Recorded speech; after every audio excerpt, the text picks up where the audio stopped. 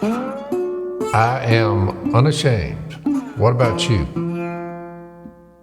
Who's that guy who had? Oh, Kay's here? So he got well, my let's woman. just start rolling. Well, I wasn't even ready for her to be there. Well, good night, Scubby. Where'd you come from? Well, this is so weird. Out of the blue. Where are y'all She's at? up here. Where we at, Kay? We're in the fanciest studio in North Carolina. Yeah, I see that. Yeah, it's this high dollar studio here. Yeah, it's a danger hazard. I could fall on any wire in this whole place Yeah. if I were accident prone. You could trip on any wire? True. She could trip. We did go up 2 flights of stairs to get to the studio, so she got her workout in for the day. It's exactly right without falling. Miss Kay, I saw 2 men when I left the house. They were dragging trying to drag a washing machine out of a truck and get it in the back room of the house back there. Good luck. Did you have anything to do with that? A new washing I machine? did. Daniel bought it with your money. And you set up the logistics? Y'all got a lot going on. What's a washing machine cost these days? More than you think. What are they, like $400 or $500? Try 8. $800 for a washing machine? Yep. Did you get the dryer too? No, just the washer. What happened? $800. It went out. It rusted out. If that keeps going up, we'll probably get back to where we were, when I was a kid with the old wash them and hang them out on the clothesline.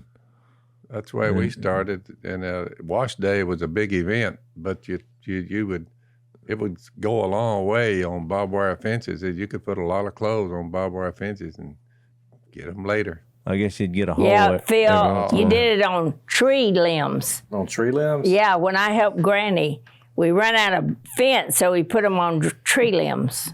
But y'all didn't do that at your house, did you? Did y'all? No. We did have clotheslines. Yeah, we did have clotheslines. I hung up a many of clothes on that clothesline. I told Dan that do not buy the same model, the same type machine if this one rusted out. I think you've had it about, 5 years or so? I don't know. I have no idea. But they're not building things to last a long time, Phil. No, they don't. Well, they learned that a few years ago. They were like, if you build something to last, we'll go out of business. That's right. Well, Phil, are you surprised? They've made an art form out of building junk, I'll tell you that. That's why we got Jason won't quit talking. Whoa, Kay, do you have something to say? Jump in here. I just said, was Phil surprised to see me? I mean, as surprised as Phil gets, which is, whoa. Yeah, right. That was about it. Well, I'm looking through the cables and the wires, and I just saw you sitting there. I said, what in the world? I just forgot. She Well, was I over got there. up early to do this. She did. She got her makeup done and everything. It's an hour earlier there, isn't it? Hour later. Oh, an hour later? Yeah, we're on Eastern time. You guys are Central. Yeah, I wasn't sure where y'all were at, to be honest. While you were gone, Miss Kay, every man for himself.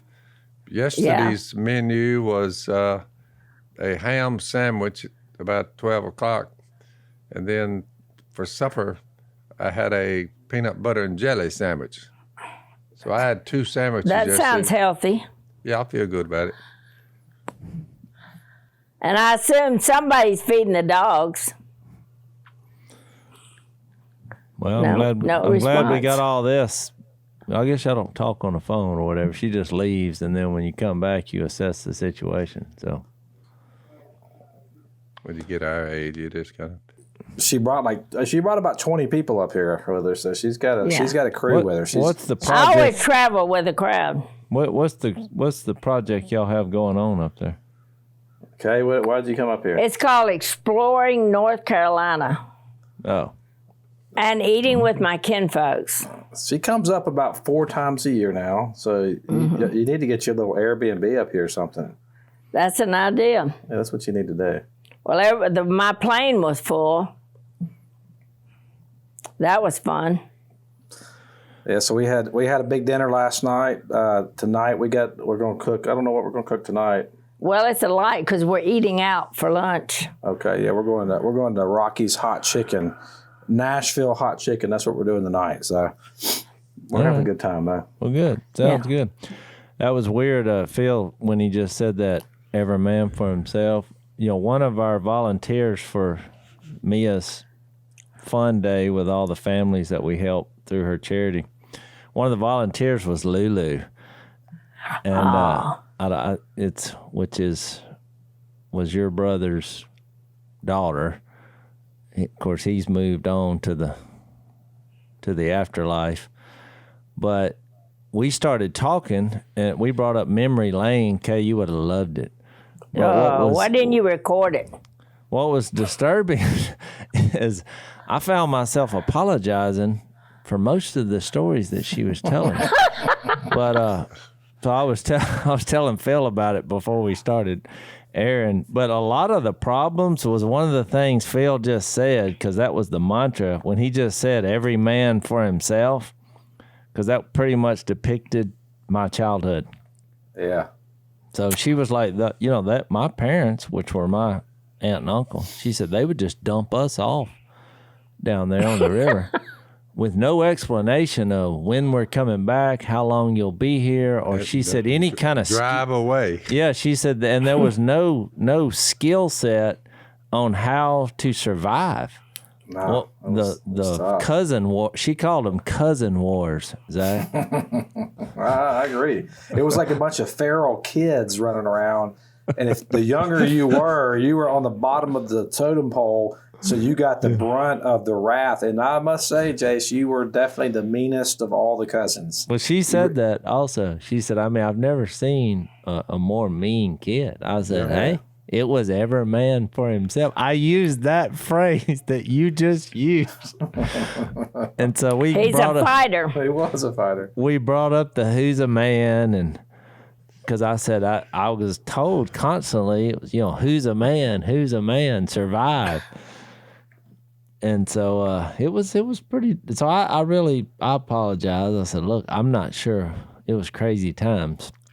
I'm not sure what happened, but I told her the time I learned how to shoot a gun, I said, you got to remember, back there in those days, a lot of what was done now would not only be frowned upon, I mean, you would be ridiculed and persecuted. So I was like, it's like the first time I learned how to shoot a gun. I mean, I'm 8 years old. They hand me a gun and a box of shells.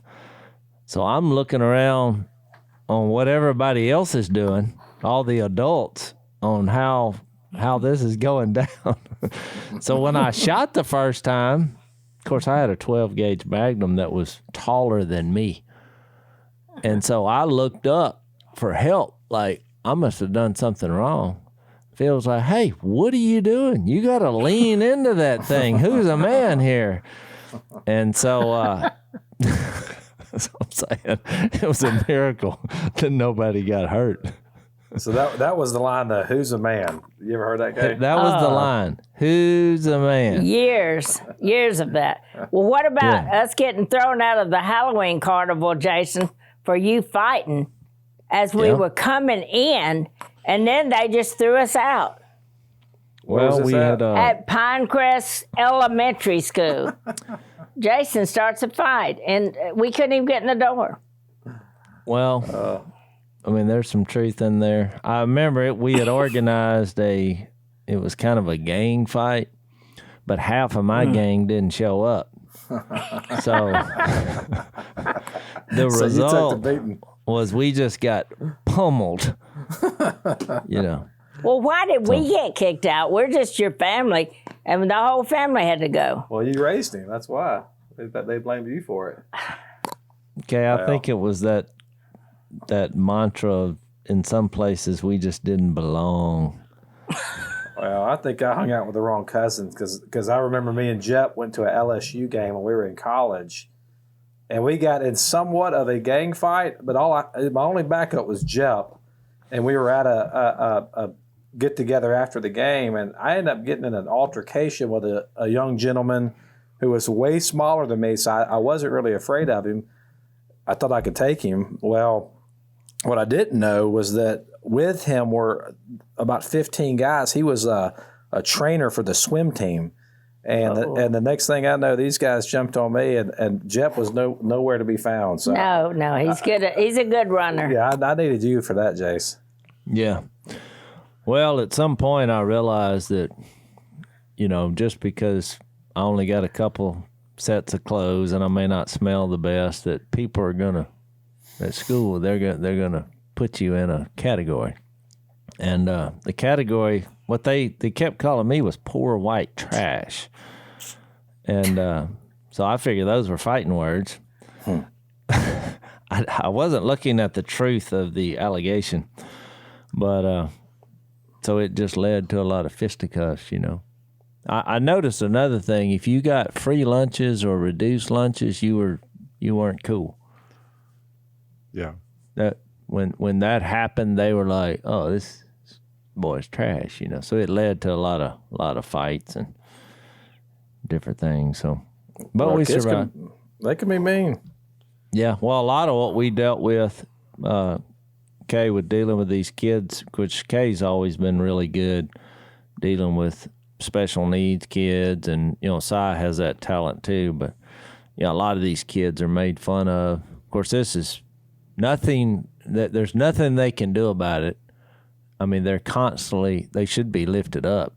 In fact, but they go to school, and because they look a little different, they're just persecuted and bullied and different things. But you and Willie both brought them home to stay with us, and Willie would say the first thing he said when y'all got home was, I like to take the afternoon shower or bath, don't you?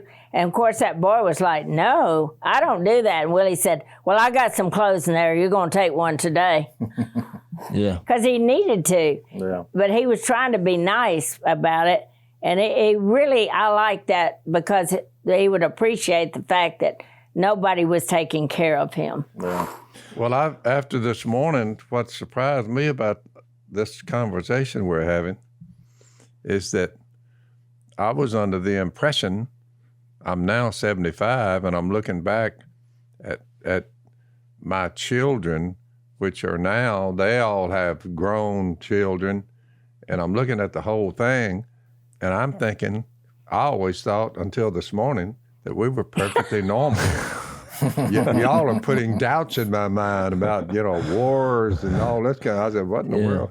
What was I doing all the time the wars were going on? I think guess y'all were just trying to make patching another hoop net, I guess. I think y'all were making ends meet, and I think we were out here in the middle of nowhere, so there wasn't a whole lot of mischief you could get into.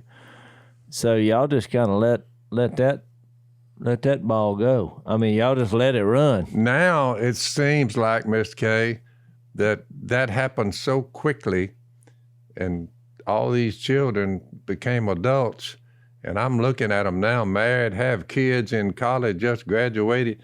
I mean, I'm looking at my grandchildren, and they're like grown adults, driving vehicles, getting out of school, getting their education, going here and there. That was the fastest period. I mean, it was like, James said life itself is like a vapor, but it's amazing how fast all that happens. Your children, and then they again begin to produce children, and you look at them now, and I'm thinking, man, that was like the speed of lightning, Dasher. Now, look at your kids already. I remember when they were little babies, y'all were having kids, but now I'm looking at your little group over there, I mean, they're already, making plans for college. You know what I'm saying? Or whatever. Oh, yeah, let's take a quick break. Yeah, so last week I got a text from somebody who had stolen my identity in some way, and they had purchased a bunch of furniture. It was like rent-to-own furniture based on my name and social security number and whatnot. So I've been dealing with the police department here and filing police reports and trying to figure out what's going on here. But there's a lot of different ways that cyber thieves can steal your credit. One way is they can actually steal your home title. It's probably the biggest risk because it's also your biggest assets that you own. But you can take ownership of your home. You got to be worried about this. It's called home title theft, and the FBI calls it one of the fastest growing crimes in America. Cyber criminals, what they do is they simply hack into vulnerable government, banking, or mortgage company servers where copies of your home titles are stored.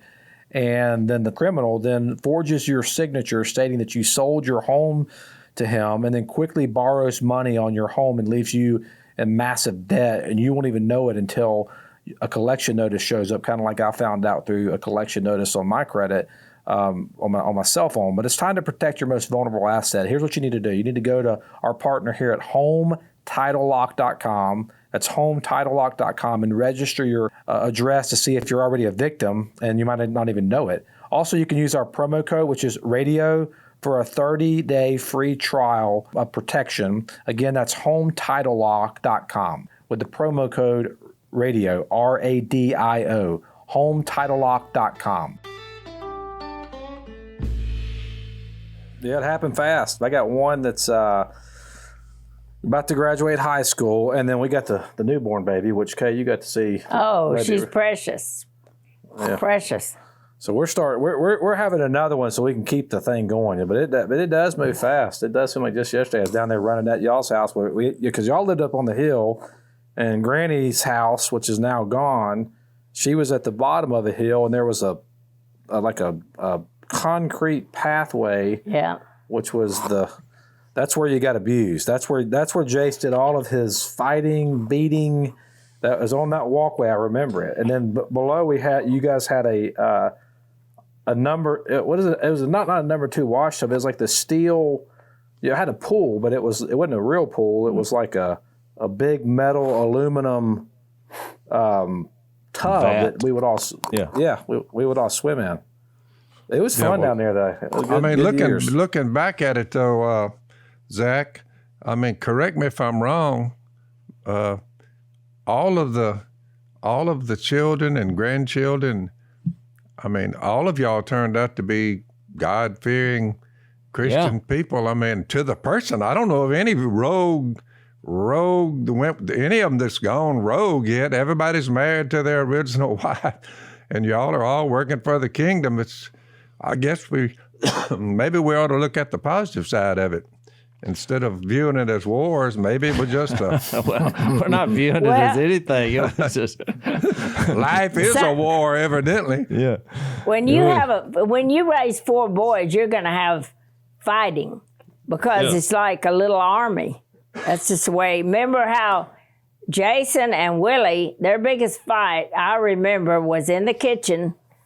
And it was kind of over the food, but mostly it was over who used the oven first. Yeah, Jason that's what it was wanted over. his pizza. It's a famous story, but you got to remember something. Me and Willie get the blame for being the leaders of the 2 war tribes among the cousins. But Al was the instigator. He was the older sneaky cousins, him and Trey and whoever was the oldest, they would set these things in motion and cause all the problems because they like to watch. Of course, we would all get in trouble, but they were the puppet masters of really all the trouble. So looking at it from a big view, Zach, if you look, we could make a pretty fair argument on the blessings that come from raising children in that kind of environment on the riverbank, basically, just, and all the friction of coming up and being grown. But now, since you're adults, I mean, Jase is, over there, he's 1 minute he's on some other television show searching for treasure or something, then the Duck Dynasty thing. Well, you look at all that and you say, what came out of all that, y'all, I think y'all would agree, was more blessings than I ever had a inkling would happen. Yeah. I mean, the blessings are just were just, what would you call it? You said, boy, to come from where they came from, boy, were they ever blessed? Now, was it dog luck, or was it just all of that was just a training ground the fear of God and love your neighbor and do what's right, because the blessings did come hugely, right? Right. Because if we say on the negative and say, well, here's the way they were fighting, oh, you can't raise kids like that. You know, child rearing has never been an easy task. No, Zach. it's hard. It's hard. We think. I'm looking Well, at I y'all. would tell you, if I can tell you, I remember well too that when I was raising my kids, I thought they were so funny. Yeah. And I would say, I really said this out loud. I said, we should be on a TV show. So We are so funny. You prophesied it. I did. You did. Phil, you know I've done that before. But I Yeah, you really have. said that. Well, you know, I think the thing that was interesting about the raising was in our family, and this is not normal, by the way, Phil, to your point earlier. We weren't normal, but it was the kids. The family was never centered on the kids.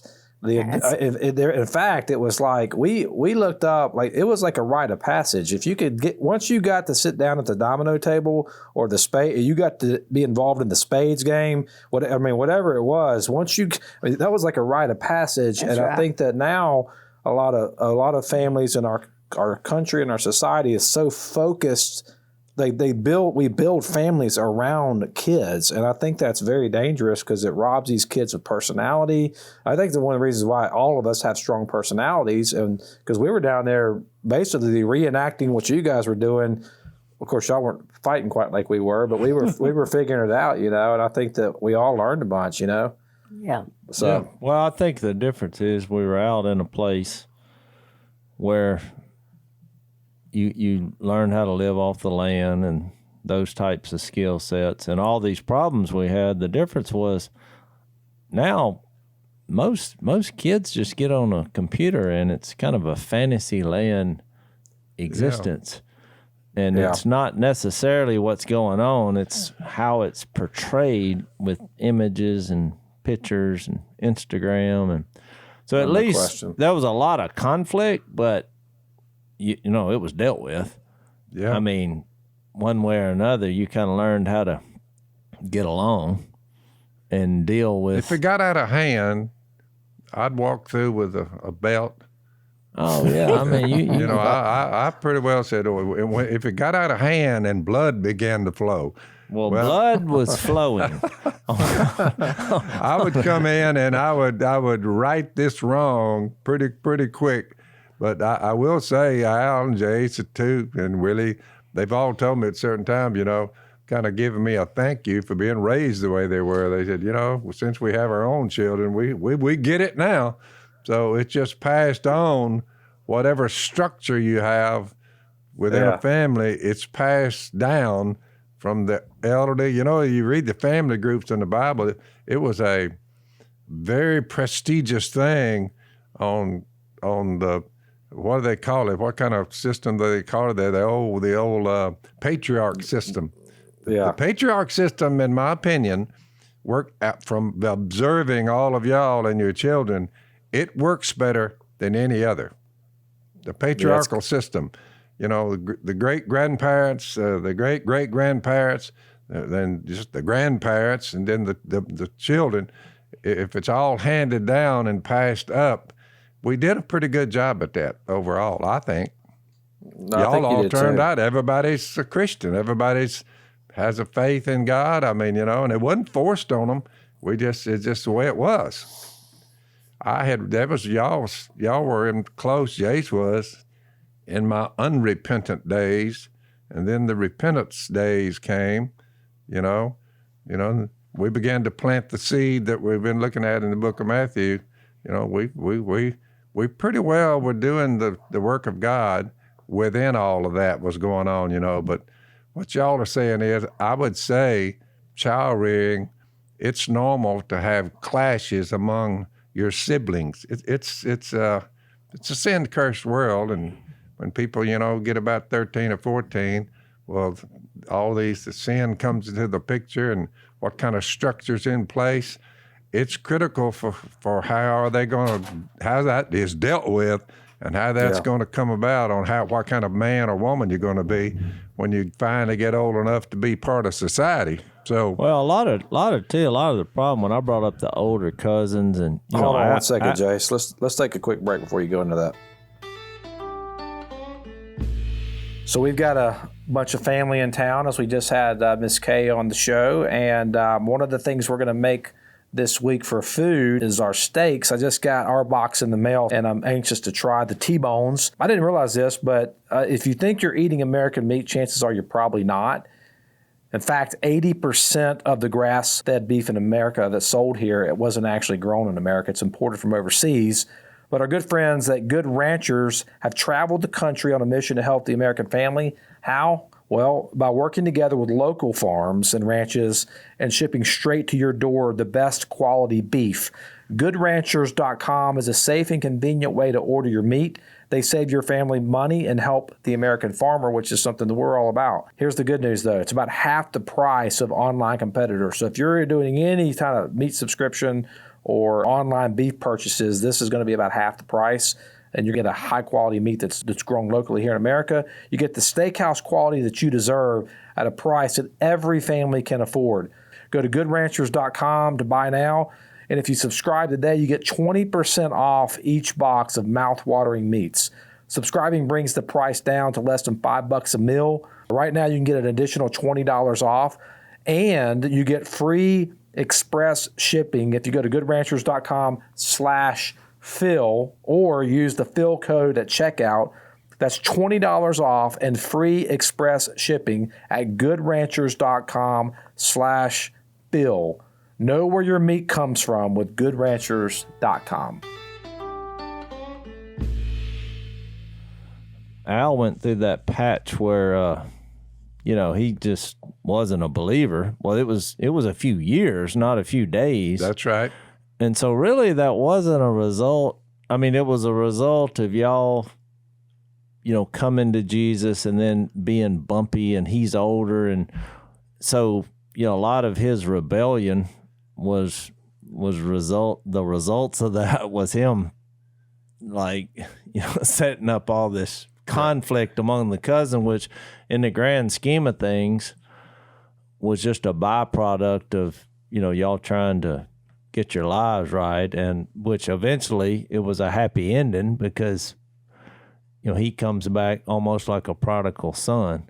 But I just hated being the kind of the pawn in that him trying to figure out the right way to get. By the way, life how did we all end up, Zach, and everything that's done, start with birthdays, weddings, somebody, got an award. But so what's underneath all these celebrations we have, which, I mean, the Robertson family will pull off a celebration for something. I mean, it's once or twice a week, and they all come together for Well, so y'all got so many. There's too many. How many grandkids you got? 19, I believe. 19. And 9 more. Great. 9 great, 19. Yeah. I'm just guessing here. That's what it is. You guys got so many. You got so many grandkids. There's always something to celebrate. I mean, think about 19 birthdays a year. Well, I think we all want a good meal and have fun together eating it, so we think of a celebration to invent so we can all be together and do it. Yeah, so it's all the people, it's all the grandkids and the extended family, then the cousins and all that. But you guys use that to your benefit too, because back in the old days when you had Duck Commander, when you guys were running it, what would y'all do whenever y'all have a big Walmart order, Kay? What would you do? We'd have a big meal and invite everybody down to eat the meal, but of course you had to stay and work. Packaged duck calls. Of course, we thought we were getting a deal because the food was so good, but you cook shrimp. But we got free labor. You got free labor. Yeah, we did that for about 10 years, didn't we, Phil? Yep. I thought it was smart till everybody figured it out. Yeah, no, I'd come down there and work for free food right now. I think a lot of people would. A lot of those principles came from just you're following Jesus and you're putting your faith and trust in God, and you see these types of miracles he does where it's like he was using food to bring people together. I mean, 2 different times he fed, the 5,000. Plus, you remember the family intervention with when Zach and And Jep kind of went rogue for a while, just teenagers, you know. But you know what they finally named there was themselves? a family intervention. They call themselves Cute Country Cousins. The Cute Christian Cousins. That's what it was. Yeah. That's what they named themselves. But when we had that intervention, Willie was talking to Jep on the way he should be behaving.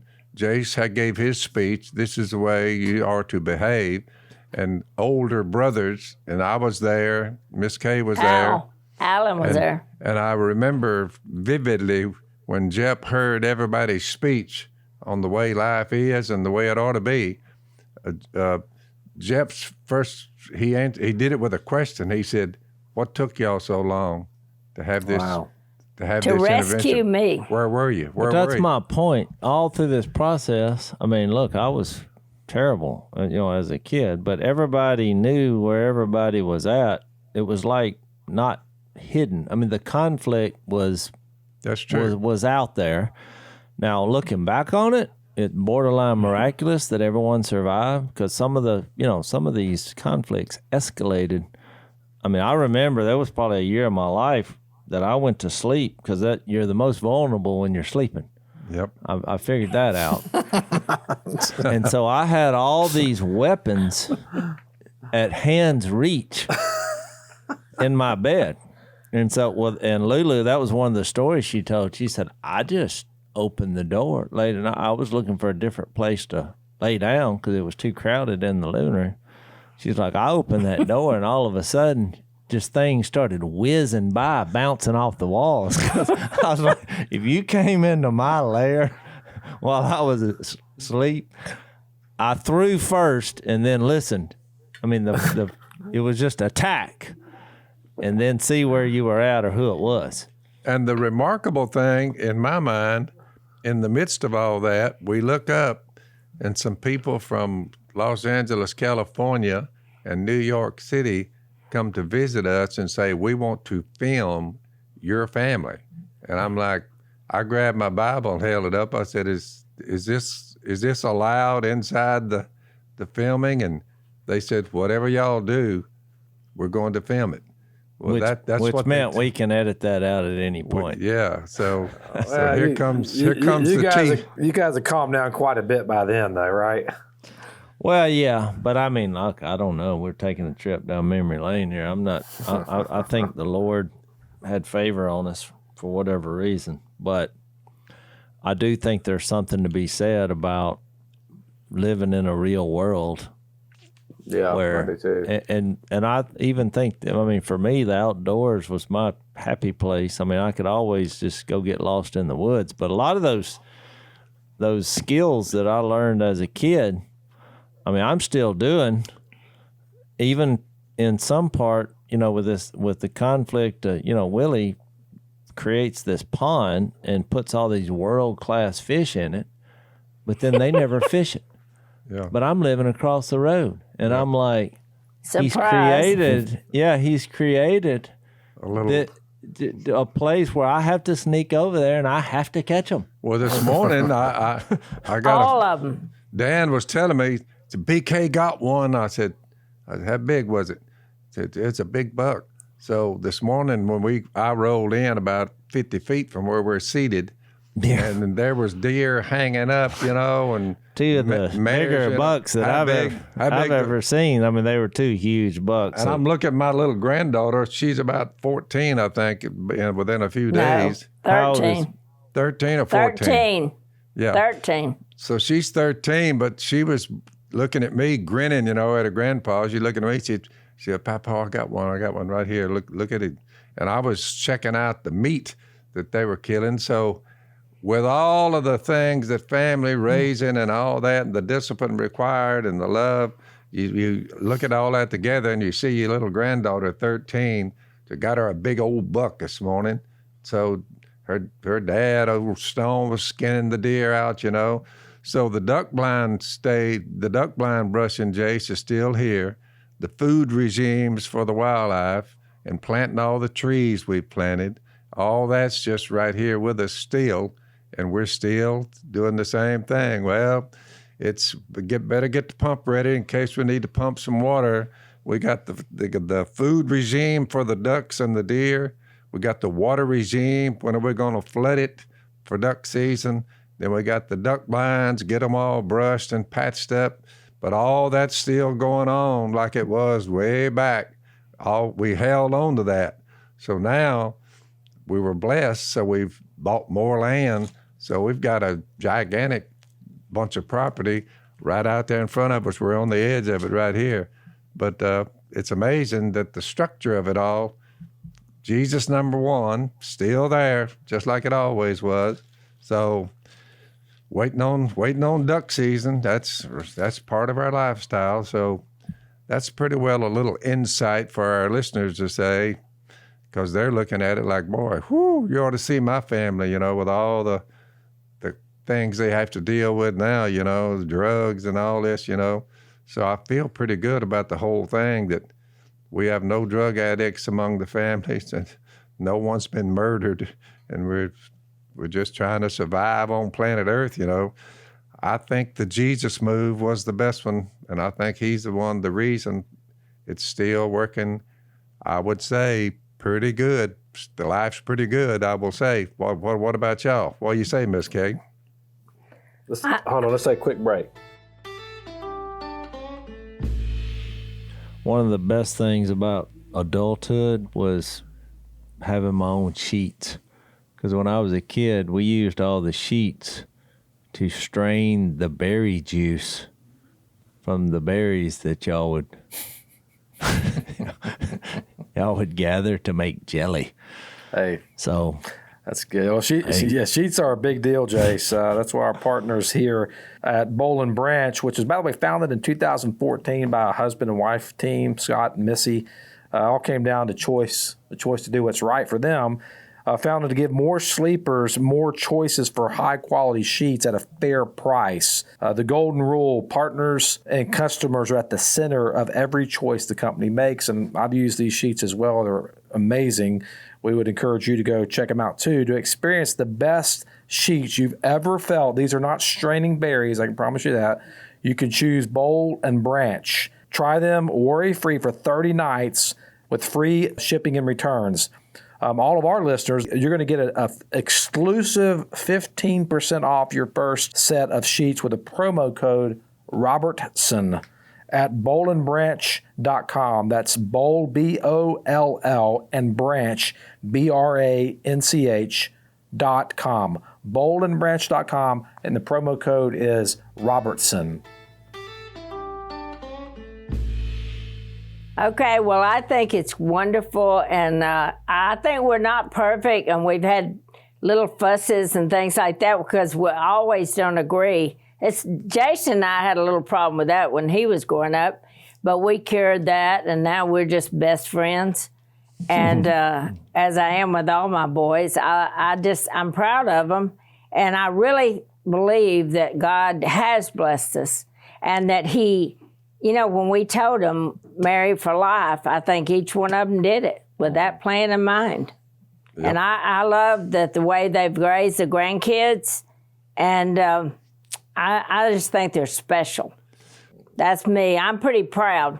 How many times a week, Miss Kay, are you working with women who are struggling with family issues and, coming out of the rehabs? How many meetings do you women have every week? Because I see y'all all the time. You're getting your lesson ready and you're taking off. Yeah. I have two meetings, and then what we try to do is I try to bring some to church on Sunday where we can go eat lunch together, which I treat them to a lunch, and then we wind up having a small group at the restaurant where we're sharing there too.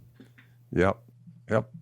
Well, you're doing a good work there, Miss Kay. Miss Kay works. The older women work with the younger women, which is biblical to its core. The men, they work with the men, and the parable of the sower is really where we fixed to go, and we've talked about it in the last podcast. Jase, it's pretty well what we do down in here. The parable of the sower, we plant the seed, trying to get people just to bear fruit to God and do what's right, love their neighbor. So all of that's still intact. Pretty solid, I would say. What do you say, Jase? Yeah, I mean, we've all like Kay said, we've all made mistakes and dealt with different conflicts along the way. But part of, I think, one of the reasons that we were trained in a good way was really not on purpose, was a byproduct, because in an effort to share Jesus with other people and be hospitable, you had all these conflicts that were discussed on y'all's couch with various people, talking about Years. drugs and alcohol and husband-wife situations and fighting and cheating on each other and different things. Well, you're, as a kid, you know, you're coming up and you're hearing all these things. It was something that you didn't really take a class for, but it made you a little bit street smart about relationships, because you're hearing about all these conflicts, which y'all didn't really have a censor or a filter about any subject. I mean, you know, the first birds and bees talk I had, I was 7 or 8 years old, but, you know, the things being discussed on the couch, I was like, what in the world are they talking about? You know? Well, it was definitely rated R. I'm like, so I get up there at school, you know, talking about some of the things I heard, and, you know, next thing you know, I'm in the principal's office. And so then I come back down here and ask the question, and then it was like, sit down here and let me explain this to you. But, I mean, I was like terrified. I thought, I'm not sure what all this is, but it all sounds really bad. well, let's be fair though. Phil had a knack for being Blunt. very blunt. Not almost. He was shockingly blunt. Yes. And so I'd always have to warn people before I take it down there. I'd say, now look, here's what's going to happen. First of all, my uncle is very blunt, and you need to be prepared. He will share Jesus with you. So I'm just going to tell you in advance. But he cuts through the round, you know, he'll say, well, we don't have time to get to know each other and all that kind of stuff. We got to get right here to the chase. And I'm going to tell you how it is in every detail. And he did. But what's funny is that y'all's marriage is pretty amazing, because the way you complement each other. You know, you would create this hospitable atmosphere with the food. And there's something about food that brings human agency to people. Especially if it's good food. And it's always good food. It's always hot, good. Everything was excellent. And your house was comfortable because it wasn't perfectly clean, Exactly. which made people feel comfortable. That's right. To come in. And then Phil, he would come in with his ministry, you know, which was kind of this blunt ministry. But I've just seen so many people over the years, it used to just shock me how they would be receptive to the gospel. And, you know, I think that's a testament to kind of y'all's marriage and how God's redeemed it. It's kind of crazy how far y'all come, you know. That's exactly right.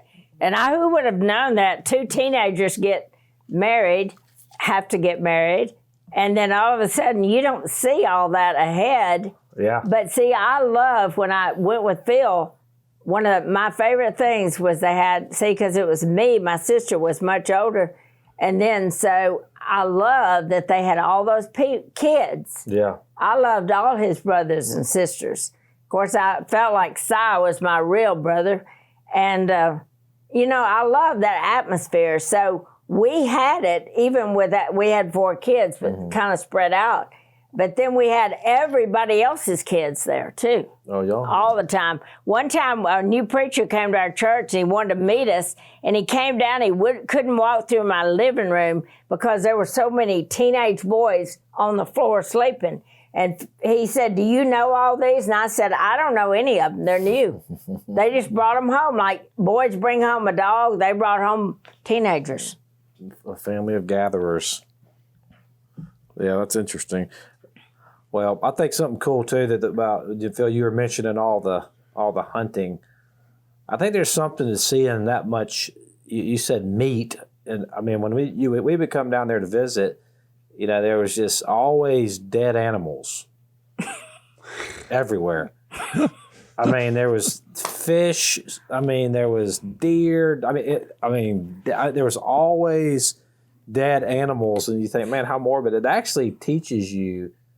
I mean, you kind of realize that how short this thing is when you're constantly seeing that over and over. I think there's something biblical there that, you know, and you guys are obviously harvesting it for the food, but I mean, there's something in that circle of life and that consumption of that. But I mean, I've never seen more dead animals anywhere in my life than at y'all's place. They were everywhere. Which is kind of how Well, we were we had to raised. eat. Yeah, Got to kill it if you're going to grill it. which is why I, eat out 1% of the time now, because it's not as good as doing it yourself. It's just better. And you know what, Way Jace, better. y'all still, y'all still do that. I don't know if you remember this story, but when Phil, the last 2 books he wrote, when we hired an agent, good guy, he's a Christian book agent, came in, he's from California, Southern California, so he comes into the house and to meet Phil for the first time, and we're going to the book and what it's going to be like. And I mean, they're like lost in conversation. Phil's kind of sharing his vision with all the passion he could muster. And all of a sudden, Jace busts through the front door with his hands under the gills of about a 20-pound Opelousas catfish. I remember. And it's still moving, but it's skin. There's no skin on it, but it's still moving. And Jace is like, I got lunch. And Phil says, he gets up and doesn't say a word to Celie, doesn't say anything. Hey, I'll be back. And just gets up, give me the butcher knife, and within 15 minutes, the fish is in the fryer. And within 25 minutes, we're eating the fish. And Celie's looking at it like, this guy from Southern California, like, what in the world just happened? But he got to witness kind of everything we're talking about here. He had never seen that before. Hey, let's take one more break. Yeah, I don't think Celie knew what he was getting into at Southern California, but it was, I mean, that Opelousas catfish is one of the best things you guys make. That's exactly right. Well, share with God's people who are in need. Practice hospitality. Bless those who persecute you. Bless and don't curse. Rejoice with those who rejoice. Mourn with those who mourn. Live in harmony with one another. Don't be proud. Be willing to associate with people of low position. Don't be conceited. Don't repay evil for evil. Be careful to do what's right in the eyes of everybody. If it's possible, as far as it depends on you, live at peace with everyone. Don't take revenge. Leave room for God's wrath. You read that Romans 12, Jace. I think we've practiced that. Yeah, I thought about where we're at in Matthew.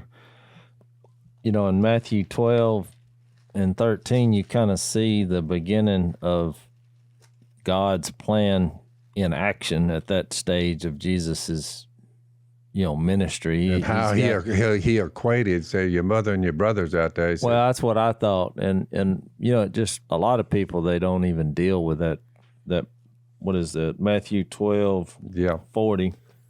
It just seems like, well, what do you mean? You got to put your family first.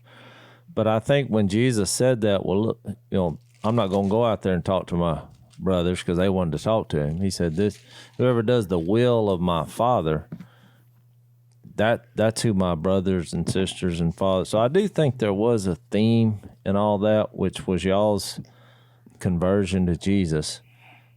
And in an effort to kind of start over, you move out here to the woods and reboot. Yep. But there was always a common theme, no matter all the conflict and the bumpiness of everything and the mistakes that were made. There was a theme that we're gonna do this God's way. And so, I mean, looking back on it, I was kind of thankful that we were poor and had to hang out with befriend the people who were also bullied at school or whatever. I was thankful for that because it made me value, other people. And really the only reason we were, bullied or made fun of is just because we were poor, which is, you don't hear about that in our culture now. Everybody's so sensitive, but, it makes you tough, but it also makes you seek out other people who you think are being ridiculed just based on circumstances, not at the moment in and of themselves. But I think this is, the real world. And I think as long as you're looking at it from God's view and this idea of being part of a forever family, I think that's what gives you the perseverance and the patience to survive. Yeah, I do too. Well, I look back at those memories growing up as some of the best memories. Things were more simple. You know, maybe that's nostalgia. We hit that word a few weeks ago, but yeah, it was. It was like, but I think coming down there to y'all's place and just being out in the middle of nowhere. I mean, for a time period, you drive out there now the road's paved all the way to the highway, but there was a time period when that was rocks, dirt, and then rocks, and then pavement. And it was about a 30, 40-minute drive to church. I remember in the back of that station wagon y'all used to have. Remember that? It looked like the one on Vacation, that movie. That's exactly It's exactly. And we filled it to the brim. Didn't we, Phil? We did. Y'all pile it We full even drove all the way down to Pineville and Alexander, which is an hour away from us. Yeah. Because Phil had brought some people to Christ, and actually one of the boys, Kurt Ryder was his name, and he said, I want to start it like you, Phil, a house church and everything. And actually he did that, and he taught many people from our visit down there once a week, all piled in that station wagon. We had to take up money for gas, but it was so good because that got that whole church started down there. What did y'all call them? Like soul talks, or what was it called? Bible talks, soul talks, and then we had house church at our house for 20 years on Sunday night. Yep. And I mean, Jason, you remember when you had me going and getting people all over town? Because Jason would wait outside the grocery store and invite them to our house church. And then he'd say, my mama's going to come get you. And then he sent me in places I don't know if I ever should be in there driving, but I did it, and God protected me. And we had souls. Well, it's kind of cool to see where you are right now. And the cool thing is now we've had the opportunity to do a movie on the first 28 years of y'all's life. It's really kind of y'all's immediate. It's the family story. It goes back even to the days of Granny and Paul, and I'm anxious to do that, to get that done. I'll be in Louisiana next week on like a scouting trip. We're gonna go back to Vivian and all the area, Ida, where your family's grocery store is still there. We're gonna do some scouting for the film, but so it's gonna be kind of an emotional week next week because I'll get to see kind of the old stomping grounds of where it all started, and then we're hopefully going to capture that on film and have a really amazing story to tell. So. Well, I respect you guys, and glad you could join us here today, Kay. I love it, and I'm glad I got to surprise Phil and Jase. You don't get to do that often. That's true. Well, that's it for today, so hopefully we'll do better next time, and thank y'all for joining us. Thanks for listening to the Unashamed podcast. Help us out by rating us on iTunes, and don't miss an episode by subscribing on YouTube. And be sure to click that little bell to get notified about new episodes. And for even more content that you won't get anywhere else, subscribe to Blaze TV at blazetv.com/unashamed.